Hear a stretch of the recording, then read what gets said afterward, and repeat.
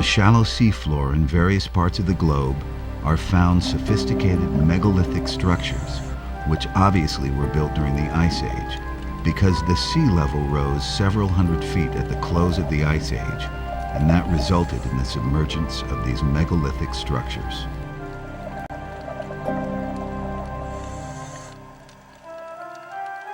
Maps by the Ice Age navigators who settled these regions indicate that the mariners of ancient times measured and mapped the Earth with fantastic precision, even accurately mapping Antarctica, which is shocking when we consider that Antarctica was supposedly not discovered until the year 1818 by the Russians.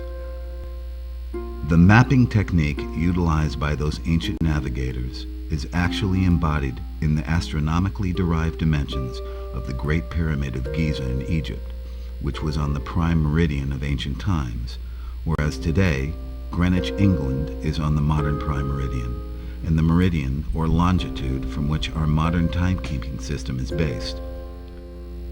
We will explore how the ancient mapping and timekeeping system was the forerunner of our modern one, and so how ancient civilizations could measure and map the globe with essentially the same methodology as our current system.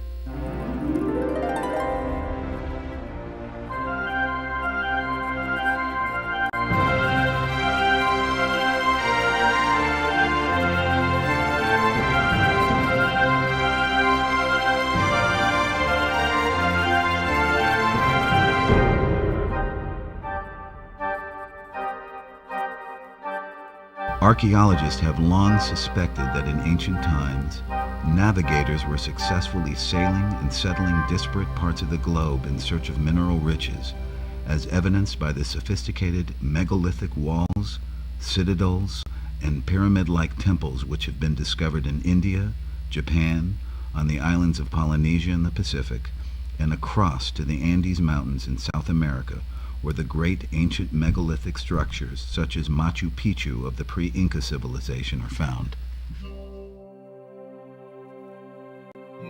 To the west, from the cradle of civilization in Mesopotamia and Egypt, are found megalithic constructions near mineral deposits in southern Spain, off Malta, on islands in the Atlantic such as the Tenerife Islands, and across the Atlantic to the fantastically sophisticated structures of the pre-Mayan Olmecs in southern Mexico.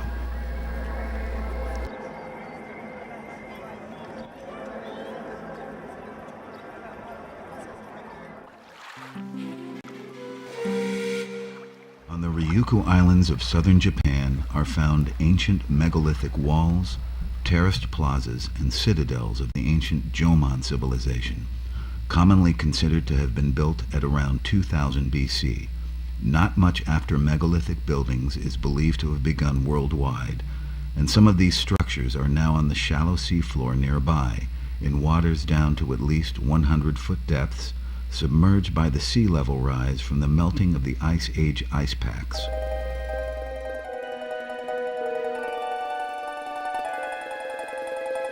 In some cases, so-called experts or popular authors have assumed that if you got a structure underwater, you can just look at how deep the water is, somehow correlate depth of water and with how fast waters have risen. And in some cases I've seen, people assume if it's under so much water, it must date back, say, 10,000 years or more. And that's not a good assumption.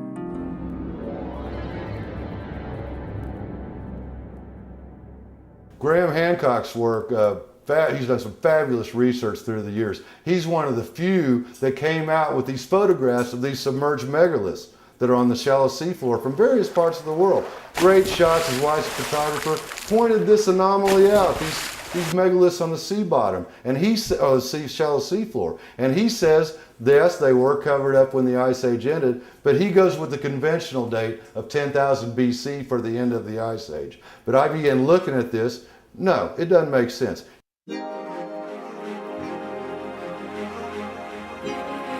And I would say the last thing that probably convinced me that it was man-made was that discovery on the second day of a dive trip when we went down and saw this this rounded rock, huge. It's 15 feet in diameter, 12 feet high, rounded rock, and it's setting on a square pedestal that's on a flat rock. Now, this flat rock is as flat as a pool table.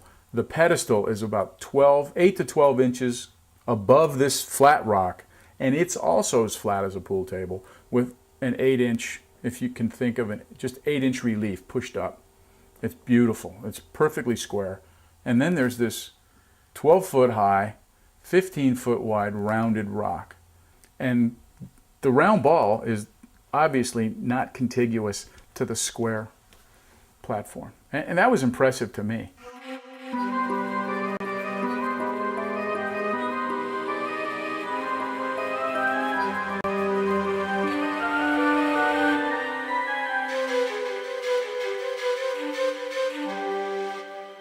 So you could have, for instance, a city or a culture that's now underwater, totally submerged, but it may date back to 4,000, 5,000 BC. You don't need to postulate that goes all the way back to 10,000 or 15,000 or 20,000 BC, as some popular writers have suggested.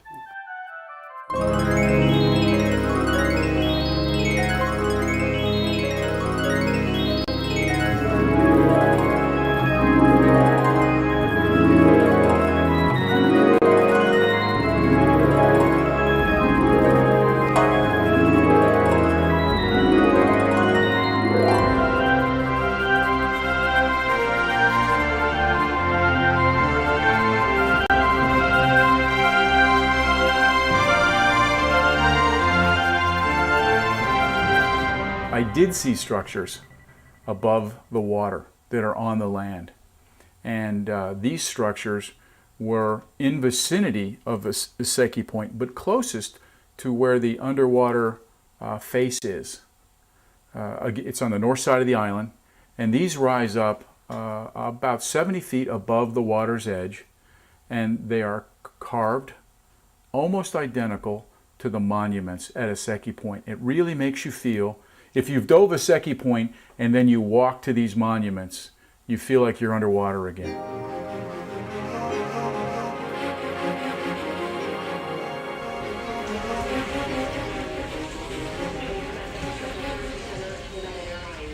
Halfway around the world from Japan, in the waters off the coast of southern Spain, just west of the rocks of Gibraltar, which were known as the Pillars of Hercules in ancient times, are submerged ruins apparently built by the Phoenicians, who mined the rich gold, silver, and copper deposits of southern Spain, beginning at around 2000 BC.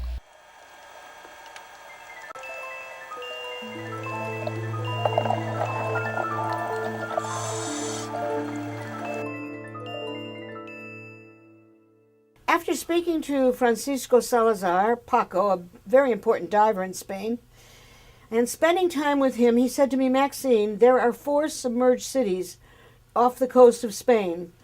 I've read about Atlantis, Maxine, and I believe one of them is Atlantis, but we need to do some more exploring. And after many, many years, Paco was able to get photographs of this civilization, which we are absolutely confident, by water level and location, is Atlantis.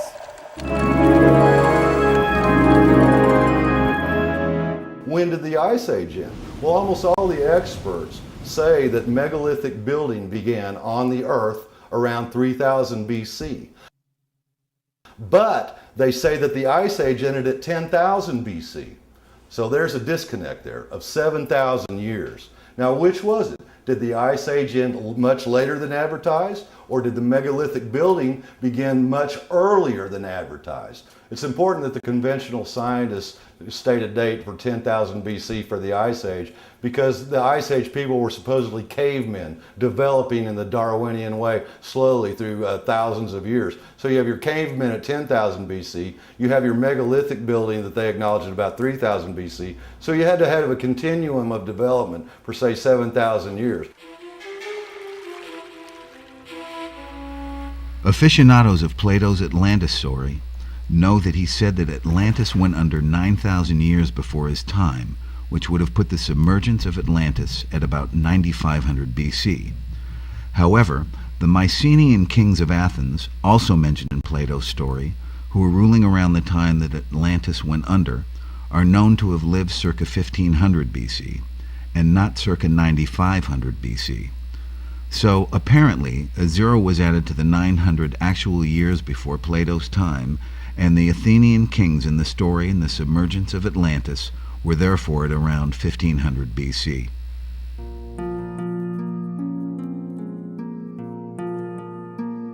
Everybody wants to know what's up with Atlantis. Well, as it turns out, Atlantis is just the megaliths that are now submerged just west of Gibraltar. Plato himself said Atlantis is just west of the Pillars of Hercules.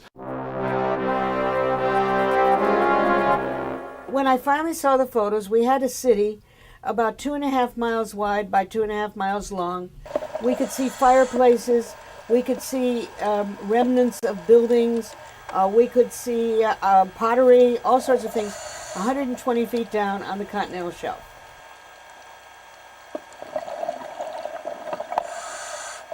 Well, we know there were civilizations certainly off the coast of Egypt, Alexandria.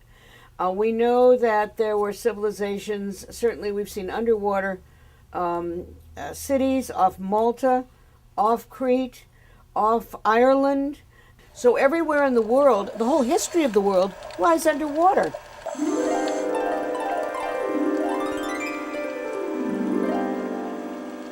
These megaliths, are submerged off northwest India, southern India, Malta, Egypt, Lebanon, and off the coast of southern Spain. They're in about 50 to 100 feet of water.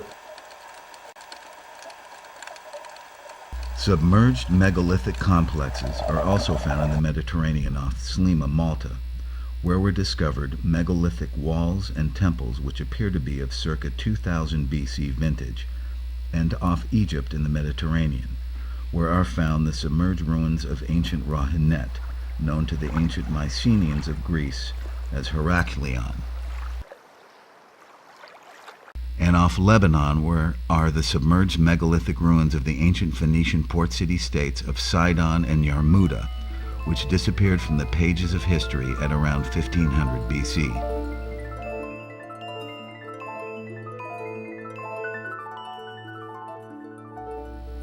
And off the coast of Greece near Plitra, Abdera, Platygiali, Astakos, and Elefonice are found submerged megalithic complexes which were submerged when Greek legend states that the sea rose and covered a great part of the land.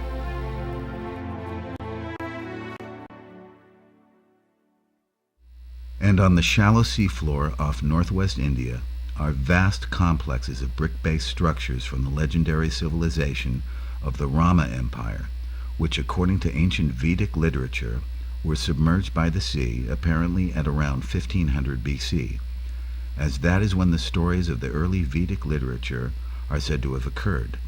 And those submerged ruins in the gulfs of Cambay and Kutch off northwest India are virtually the same as the ancient ruins of Mohenjo-daro and Harappa, which are nearby on shore and which are commonly thought to have been built circa 2000 BC.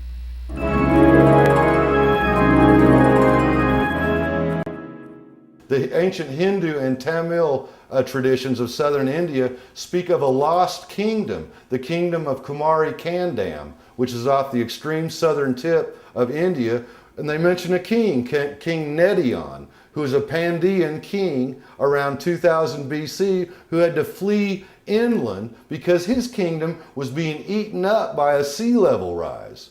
Now, the conventional scientists would have us say that this story must have been from before 10,000 BC when they say that the Ice Age ended. Therefore, to witness a sea level rise like that tells us that the Hindu writers must have been at that time frame also, at 10,000 BC. But the Hindu writers, the Hindu scholars all say, no, that material comes from 1500 to 2000 BC.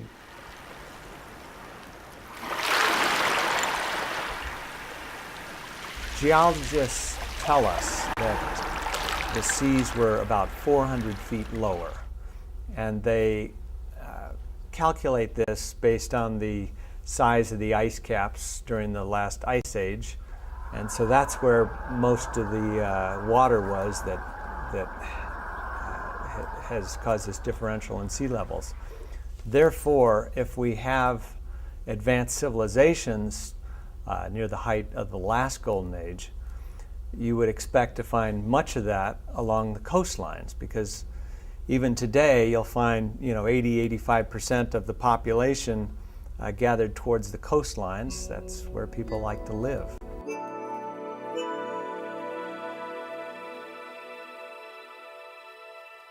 And what we know is that, of course, since the end of the last ice age, sea levels have risen. They've risen dramatically over that time period.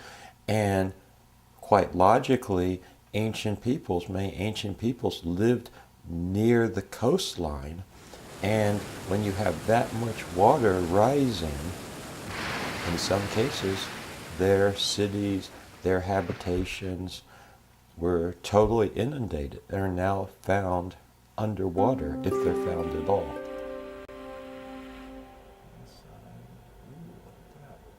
During the Ice Age, North America was connected to Eurasia across the Bering Straits. That was dry land, and that got flooded. England and Ireland were connected to Europe, and as the water rose, that got flooded.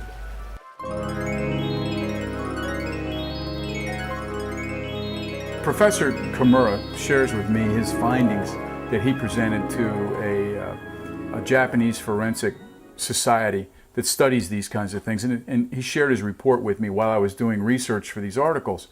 And it seems that they hypothesized that as the water tables began to rise, that they had to shift from the monuments that I dove on in Iseki Point. And they had to shift because the monuments were infiltrated with water. They had to shift to another site on Yonaguni. Now, those are two sites that I photographed and I understand. And Kimura thinks this shift came some 4,000 years ago, which makes sense to me.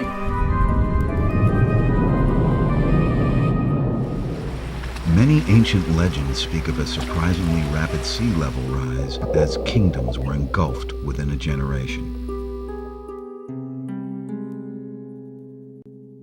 There are several Mayan documents or books that survive. One is called the Dresden Codex. It's primarily about the Venus cycle, but there's a very interesting page. The last page of the Dresden Codex depicts a flood coming out of the mouth of the cosmic monster.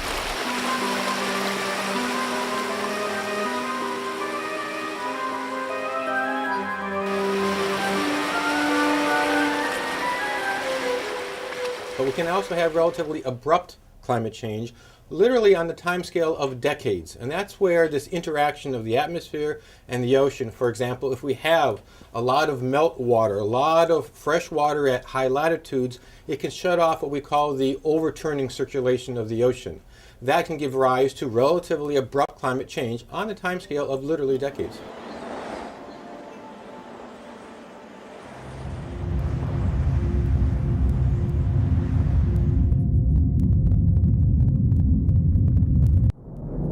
Some scientists say that all of the submerged structures from various parts of the globe must have been the result of earthquake activity. It was previously thought that the Ice Age ended at around 10,000 BC, and thinking that megalithic building began about 8,000 years after that time, many say that the submergences of all those ruins must have been due to earthquake activity, and not because of sea level rise, such as Yarmuta off the coast of Lebanon.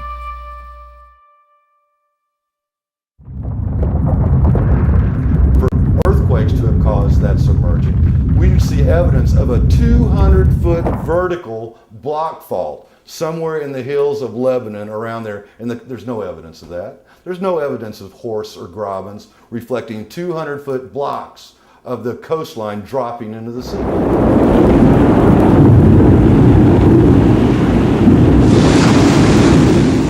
And the same can be said for the other submerged megalithic sites in various parts of the world. No evidence of block faulting by earthquakes. Therefore, the sea level rise spoken of in the various ancient legends must have been the cause of the submergences of all the sites. That huge sea level rise could have resulted only from the melting of the Ice Age ice packs.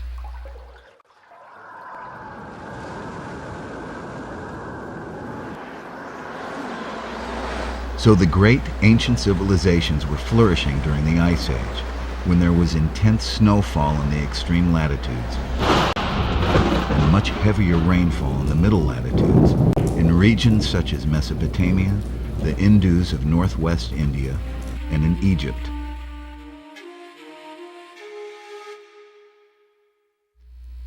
These regions are currently desert wastelands, but during the Ice Age, when these civilizations were flourishing and building their biggest and best megalithic structures, those lands were lush green areas of fertility, with pastures and forests providing bounty for the humans and the many kinds of animals which inhabited those areas when they received about 40 inches of rain per year.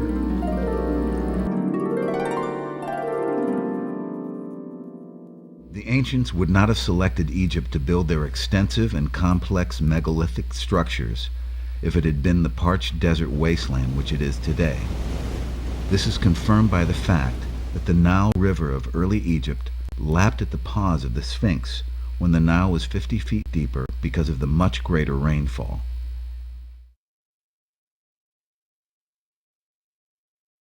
What I found is the core body of the Sphinx enclosure in which it sits, has classic rain erosion, precipitation-induced erosion. You call it what you like. We know that the Sahara Desert, and the Sphinx sits on the edge of the Sahara Desert, is a relatively recent desert geologically.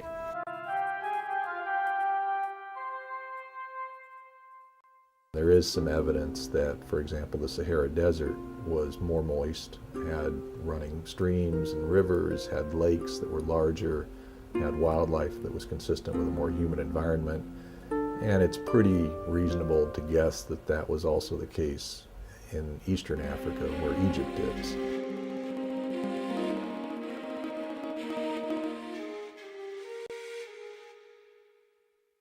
Northern Africa in general does seem to have been wetter, more humid, probably cooler than it is in the present day.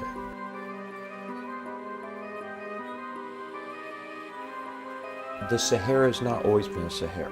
The Sahara was once, in very recent times, geologically speaking, was non-desert. You had a much more lush savanna type region. You had lakes, ephemeral lakes, you had rivers. We know this from a variety of data now, including imaging from satellites, where you can pick up ancient riverbeds, etc. I believe that it makes sense that when you had less aridity, more water, more vegetation, well, helped promote ancient cultures.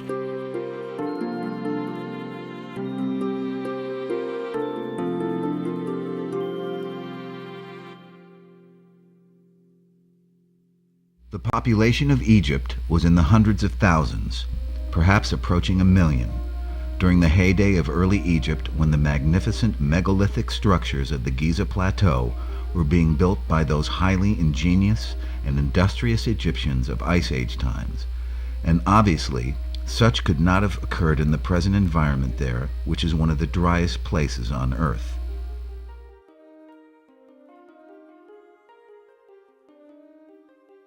This was a different place then, with a climate similar to that of southeastern US or the Pampas of Argentina.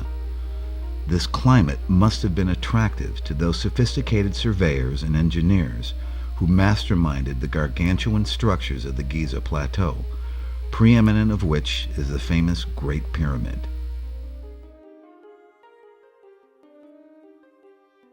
In the Old Kingdom times, when you're building the pyramids, the superstructure of the Great Pyramid, for instance, best estimates are you need, incredible workforce. You have to house them, you have to feed them. And there have been found in recent years around the edge, the periphery of the Giza Plateau, evidence of bakeries, evidence of encampments, that type of thing, for a fairly large settlement, a fairly large number of workers in Old Kingdom times. Back in pre-dynastic times, it was lusher and not as barren desert, so you could have more food and supplies maybe produced, I wouldn't say on site, but in more the local area. The Great Pyramid is an amazing artifact of a higher culture. It's made of 2.5 to 3 million blocks of stone. The smaller ones are several tons, and the larger ones are dozens of tons. I think there's one that's about 70 tons in the King's Chamber. And supposedly it was built during Khufu's reign, a period of 20 to 30 years, something like that. And it just is inconceivable how you could put that many large stones into place in that period of time. Because if you think about it nowadays, you're trying to move a 50-ton stone, that's you'll plan that for several weeks and then get your whole crew together to move one stone. That knowledge is lost. That shows a level of sophistication and engineering that's just mind-boggling. But it's also aligned with incredible accuracy to the true North Pole of the Earth. Not just a magnetic pole, not just approximately the North Pole, but incredible accuracy to true North Pole. In fact, it's the most accurately aligned building ever constructed before the 19th century. They were doing something that no one could replicate for thousands of years.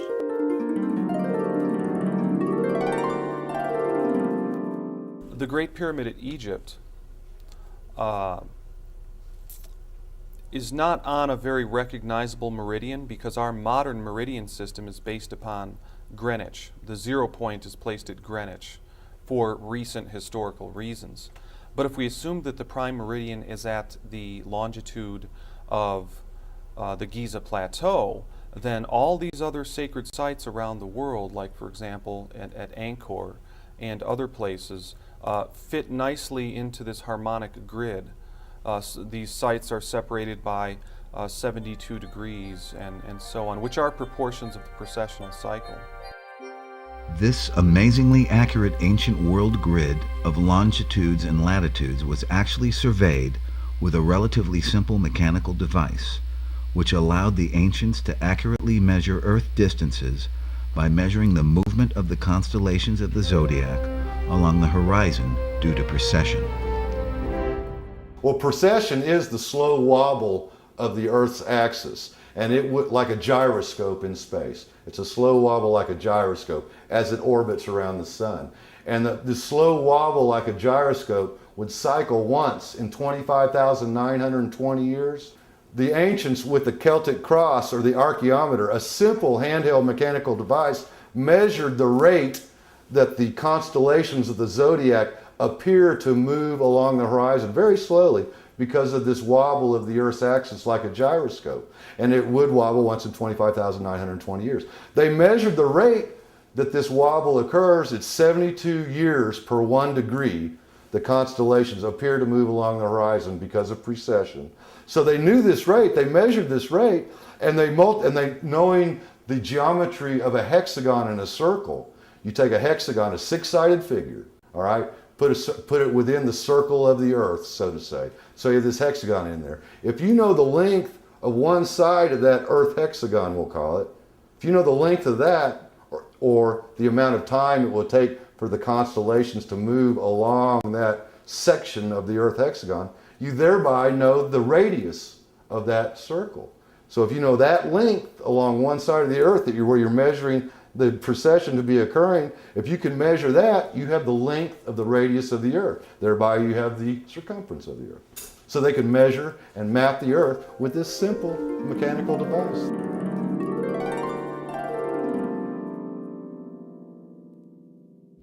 The length of the perimeter of the base of the Great Pyramid is half a nautical mile. And this is no coincidence, because the ancient Egyptians subdivided the length of one side of the Earth hexagon by 7,200 for the length of their Great Pyramid's base perimeter, and as 440 cubits compose of the length of each of the four base edges of the Great Pyramid. we see that the length of the cubit, which is 20.632 inches, is 4 times 440 divided into 1/7200th of the length of the radius of the Earth, which is the same length as the length of one side of the 6-sided Earth hexagon. The ancient Egyptian cubit used to survey the pyramid was astronomically derived by measuring the rate of precession and applying such to simple geometry, and not by a number of hand widths or finger lengths as had been generally proposed by archaeologists.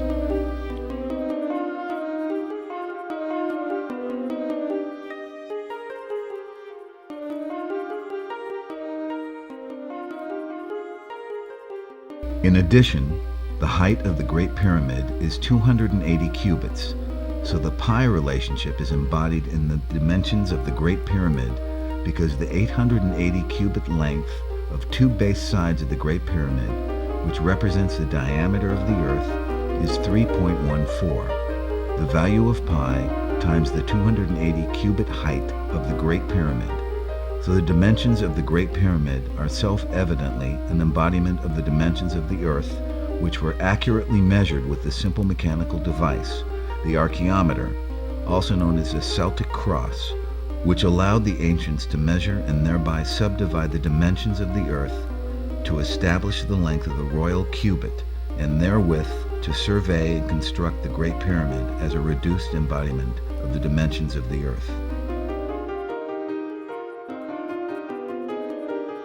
Pi is definitely encoded within the Great Pyramid, and what we see is that if you take the height of the Great Pyramid from the center of the base to the apex, consider that R, radius of a circle. Take the perimeter of the base of the Great Pyramid, consider that C. Everyone knows the formula from grade school, 2 pi r equals circumference. The base of the Great Pyramid is the circumference. The height of the Great Pyramid is r. 2 times the height times pi equals the perimeter of the base. Clearly, pi is included within the Great Pyramid.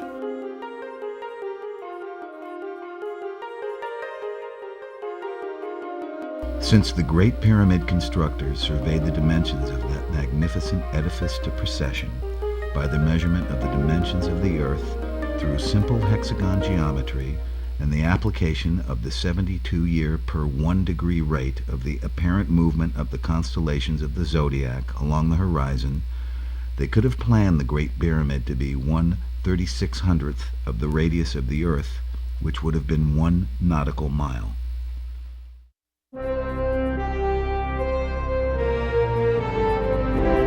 So the Great Pyramid would then be twice as big as it is, but since that would have been logistically very difficult to achieve, they went with half a nautical mile, and that the base perimeter length of the Great Pyramid is half a nautical mile is no coincidence, because that same Earth measuring and surveying technique was used to map the Earth, and that was the forerunner of our modern mapping and timekeeping system. Yeah, the significance of ancients having this capability to measure and map the Earth, well, that flies in the face of what the conventionals has been teaching us, obviously. You know, they taught us that the development of mankind has been a kind of an evolutionary Darwinian type progression from cavemen through quasi-cavemen, Neolithic, up until modern men at around 3000 BC. But their own corollary theory to that is that this megalithic building, sophisticated megalithic building, started suddenly, abruptly, with no evolutionary precursors in building style leading up to it. The Great Pyramids appeared out of nowhere.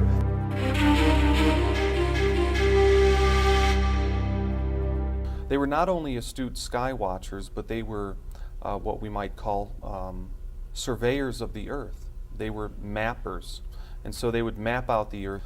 So what we have is many sacred sites around the world that are located on specific meridians, specific latitudes and longitudes, and they seem to be placed in harmonic relationship with each other.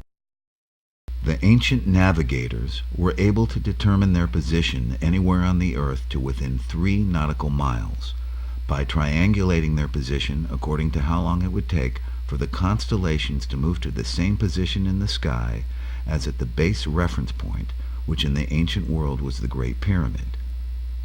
Many of the ancient maps which were used as the source maps for the unusually accurate medieval maps showing Antarctica and other coastlines which supposedly weren't discovered until the 1800s.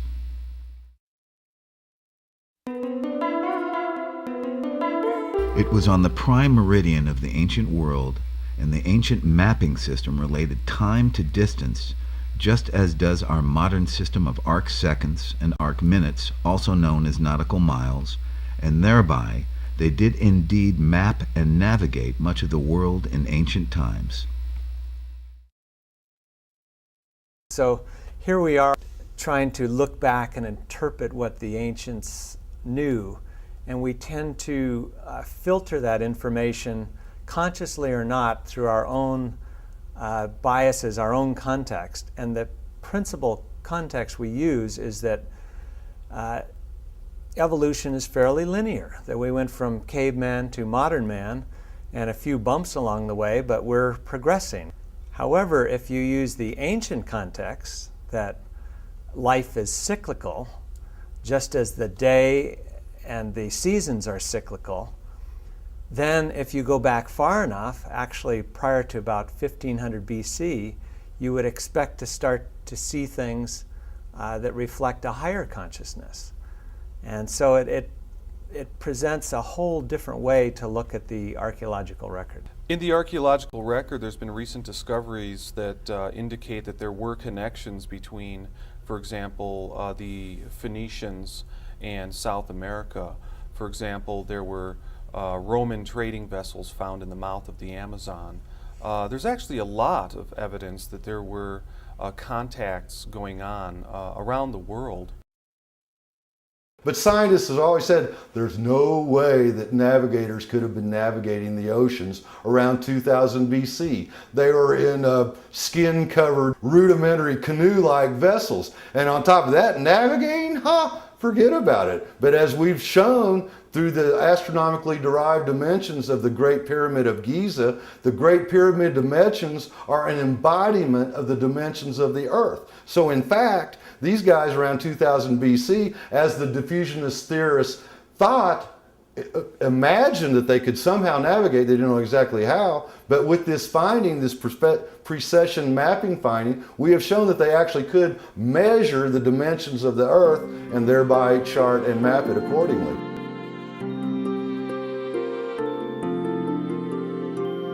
And I think the more we look at, we see remarkable similarities among cultures, even if they're separated by oceans.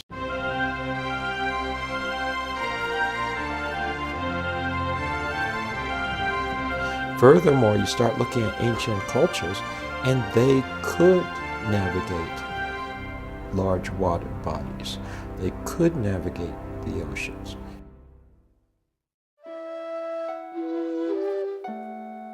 We have a hunch that the Atlanteans were able to navigate the seas.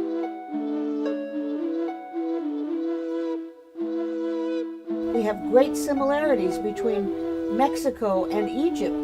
You turn an Egyptian sideways, he looks like a Mayan Indian. You have the same pyramids. You have commonalities in the languages. There are Mayan characters in the Egyptian language. So how did that happen? Well, they had to have a way to get across.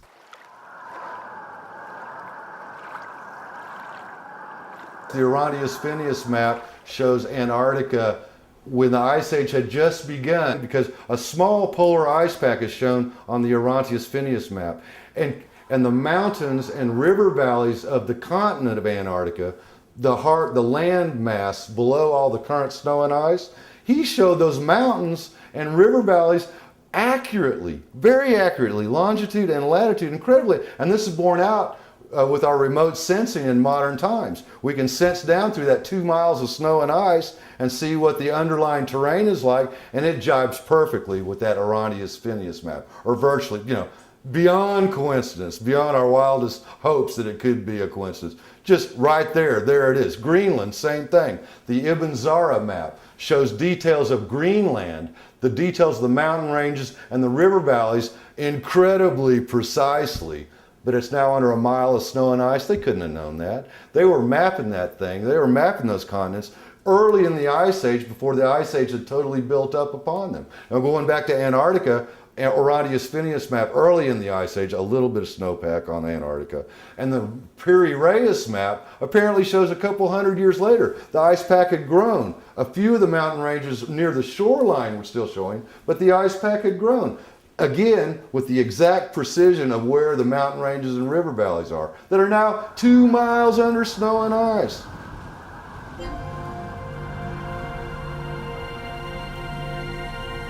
So the ancients were measuring and mapping the globe during the Ice Age, and even in the early stages of the Ice Age. So what caused the Ice Age, which the evidence indicates ended at around 1500 BC?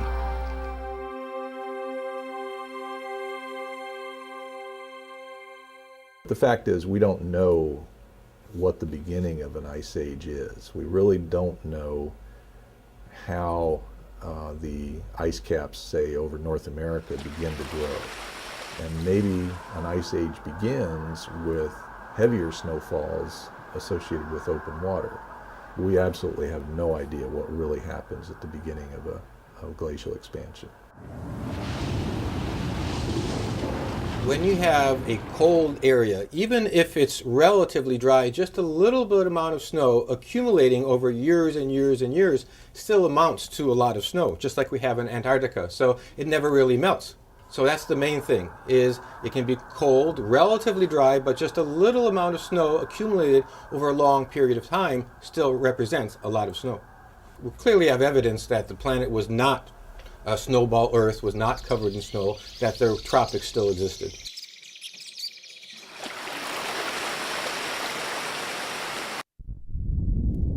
Warmer oceans must have caused the Ice Age, because with colder ocean waters, from a colder environment, you get colder oceans, so you have less evaporation off the oceans, so you'd have less cloud cover than today if the Ice Age atmosphere was colder than today, and or the Ice Age oceans were colder than today. Therefore, the Ice Age oceans must have been warmer than today, paradoxically, because only with warmer ocean water do you get the higher evaporation rate to create the dense cloud cover for the Ice Age.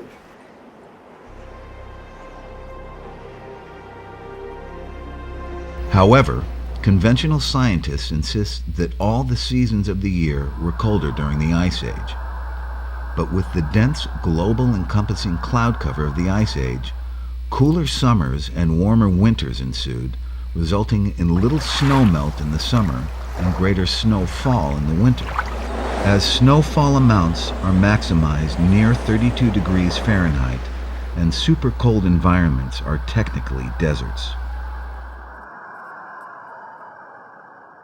I would expect that the ice caps during the Ice Age came about not because there was a lot more snow, at least not over a very long period, but because it was enough colder in the summer that the snow that did fall didn't melt. Generally speaking, very cold areas of the world tend to be very dry.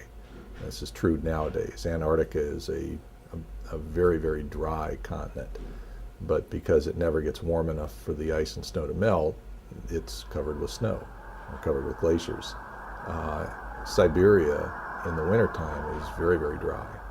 But because it's extremely cold, what snow does fall stays, and so you get a good snow cover.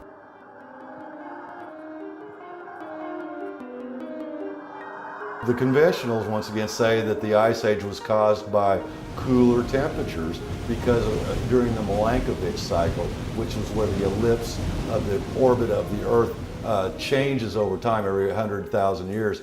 Once in 100, or through a period during 100,000 years, the Earth is farther away from the sun, therefore the atmosphere is a bit cooler, therefore you have the Ice Age. That's the big explanation in conventional circles for the cause of the Ice Age. But we've shown it could not be colder temperatures. what mainstream scientists say is the cause is hydrologically impossible. Therefore, we have to look at another mechanism for warmer ocean waters. And conventional scientists don't say it was warmer ocean waters, but we've shown, once again, according to Hydrology 101, it had to have been warmer ocean waters.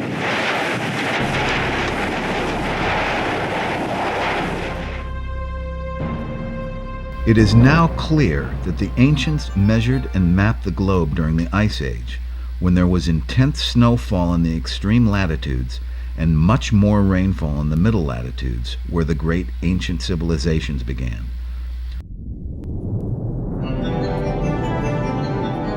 So what caused this heating of the oceans for the high evaporation rates to form the dense cloud cover of the Ice Age?